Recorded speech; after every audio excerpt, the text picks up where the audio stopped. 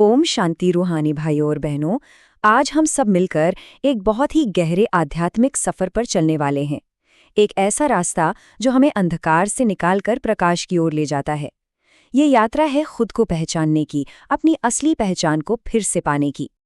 और इस सफर की शुरुआत होती है एक पुकार से, जो इस गीत की एक लाइन में छिपी है, नयनहीन को राह दिखाओ। ये एक प्रार्थना है, एक गहरी गुहार है। पर सोचने वाली बात यह है कि यहाँ नयनहीन कौन है। ये ग्रंथ हमें बताता है कि ये स्थूल आंखें होते हुए भी असल में पूरी मानवता आध्यात्मिक रूप से अंधी है और उसे सही रास्ते की, एक सही दिशा की तलाश है। तो आज इस सफर में हम कुछ बहुत जरूरी बातों को समझेंगे, जैसे कि ये आध्यात्मिक अंधकार आखिर है क्या, इस अंधेरे को मिटाने के लिए कौन आता है, और वो ऐसा कौन सा दिव्य उपहार देते हैं जिससे सब कुछ बदल जाता है। और हाँ, सबसे जरूरी बात, इस पूरे बदलाव का असली मकसद क्या है। चलिए एक एक करके इसे जानते हैं। तो चलिए सबसे पहले उस मूल समस्या को समझते हैं जिससे हमें बाहर निकलना है। ग्रंथ के अनुसार ये पूरी दुनिया एक ऐसे युग में है जिसे पतित यानी कि अशुद्ध कहा गया है। एक ऐसा समय जहां हर कोई अपने सच्चे आत्मस्वरूप को और परमात्मा को, दोनों को भूल चुका है। ये सवाल बहुत ही दिलचस्प है ना, कि भाई हमारे पास ये दो आंखें हैं, इनसे हम सारी दुनिया देख रहे हैं, फिर भी हमें नयनहीन क्यों कहा गया है। तो इसका मतलब ये है कि सिर्फ देखने और सचमुच समझने में एक बहुत बड़ा फर्क है। हम दुनिया की चीजों को तो देख लेते हैं, पर खुद को, यानी अपनी आत्मा को, या ये जो समय का पूरा चक्र चल रहा है, उसे नहीं समझ पाते। इस फर्क को ना हम ऐसे समझ सकते हैं। एक तरफ है हमारी ये स्थूल आंखें जो हमें सिर्फ बाहरी यानी कि फिजिकल दुनिया दिखाती हैं, लेकिन दूसरी तरफ है ज्ञान का तीसरा नेत्र जो हमें पिता से मिला एक दिव्य उपहार है, और ये हमें बाहर नहीं बल्कि भीतर देखना सिखाता है।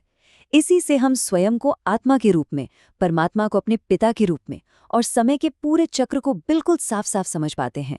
ये सिर्फ देखना नहीं, ये सचमुच जानना है। तो फिर सवाल उठता है कि ये रास्ता दिखाता कौन है। इस घने आध्यात्मिक अंधकार में वो रोशनी की किरण लेकर कौन आता है। तो ग्रंथ हमें बताता है कि ये काम स्वयं परमात्मा पिता करते हैं। उन्हें शिव बाबा कहा गया है, वो जो ऊंचते ऊंच हैं, मतलब सबसे ऊंचे, और हर एक आत्मा को सच्ची मुक्ति यानी सद्गति का रास्ता दिखाते हैं। वही तो हैं जो पतितों को पावन बनाने वाले हैं और हम सबके दुख हरने वाले हैं। और ये समझना बहुत जरूरी है कि वे किसी शारीरिक रूप में नहीं आते, बल्कि एक निराकार ज्योति बिंदु शक्ति के रूप में इस दुनिया को बदलने के लिए आते हैं। और देखिए, ये जो भी बातें हम आज कर रहे हैं, इसका आधार यही मूल ग्रंथ है। ये सारी गहरी बातें सीधे उसी आध्यात्मिक शिक्षण से आ रही हैं जिसे मुरली कहा जाता है। तो अब बात करते हैं उस दिव्य उपहार की जो पिता आकर हमें देते हैं। असल में यही वो चाबी है जो हमारी आध्यात्मिक दृष्टि को, हमारी समझ को खोल देती है, और इसे ही ज्ञान का तीसरा नेत्र कहा गया है। इस पूरी प्रक्रिया को बहुत ही खूबसूरती से समझाया गया है। देखिए, सबसे पहले ज्ञान के सागर यानी पिता इस धरती पर आते हैं, फिर वो हम आत्माओं को ज्ञान का एक शक्तिशाली इंजेक्शन देते हैं। इसी ज्ञान से हमें वो तीसरा नेत्र मिलता है और हम त्रिनेत्री बन जाते हैं। इसका मतलब है हम त्रिकालदर्शी भी बन जाते हैं, यानी वो जो सृष्टि के तीनों कालों को, पास्ट, प्रेजेंट और फ्यूचर को जानने वाले बन जाते हैं। अच्छा, तो ये ज्ञान का नेत्र मिल गया, दृष्टि खुल गई, पर इसका होता क्या है? इसका परिणाम क्या है? इसका नतीजा है एक संपूर्ण परिवर्तन, एक ऐसी यात्रा जो हमें अशुद्धि से शुद्धि की ओर, पतित से पावन बनने की ओर ले जाती है। ये जो मिसालें दी गई हैं, ये बहुत शक्तिशाली हैं। ज्ञान के बिना आत्मा एक कांटे की तरह है, पतित, अशुद्ध, जो कलयुग में यानी इस दुनिया के सबसे अंधकार भरे युग में रहती है।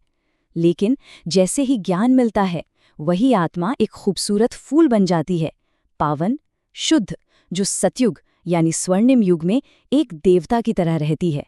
सच में ये मनुष्य से देवता बनने का ही तो सफर है।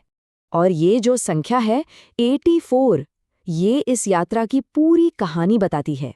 ग्रंथ के अनुसार आत्मा 84 जन्मों के एक लंबे चक्र से गुजरती है, सतयुग से लेकर कलयुग तक, और अब ये उसका आखिरी जन्म है। जिसके बाद उसे वापस अपने असली पावन स्वरूप में लौटना है। लेकिन इस पूरी यात्रा और इस बदलाव का अंतिम उद्देश्य सिर्फ अपना उद्धार करना नहीं है। नहीं, इसका एक बहुत बड़ा, बहुत ऊंचा लक्ष्य है, और वो है दूसरों की सेवा करना। ये एक लाइन हमें याद दिलाती है कि ये जो सेवा है, ये कोई नई नहीं है, ये एक चक्र है जो घूमता है। ग्रंथ कहता है कि जिन आत्माओं को आज ये ज्ञान मिल रहा है, उन्होंने ठीक 5000 साल पहले भी यही रूहानी सेवा की थी, जब दुनिया को बदलने का समय आया था। और यही सबसे बड़ी सेवा है, दूसरों को भी इस अंधकार से बाहर निकालना। तो इस पूरे ज्ञान का सार क्या है जिसे हमें अपने जीवन में उतारना है? सबसे पहला, पिता के दिखाए रास्ते पर चलकर सच्ची रूहानी सेवा करना। दूसरा, सर्वशक्तिमान पिता से शक्ति लेकर अपने 5 विकारों पर, काम, क्रोध, लोभ, मोह, अहंकार, इन पर जीत पाना। तीसरा, मनुष्य से देवता बनने के लिए पवित्रता को अपनाना। और सबसे जरूरी, खुद कांटे से फूल बनकर दूसरों को भी फूल बनाने में मददगार बनना। तो आज के इस विश्लेषण को हम इसी एक गहरे सवाल के साथ समाप्त करते हैं। जरा सोचिए, कांटे से फूल बनने का वास्तविक अर्थ क्या है? ये सिर्फ एक बाहरी बदलाव नहीं है, ये तो आत्मा के गुणों में, उसके स्वभाव में और उसकी सेवा की भावना में एक बहुत गहरा आंतरिक परिवर्तन है। इस पर विचार जरूर करिएगा। ओम शांति।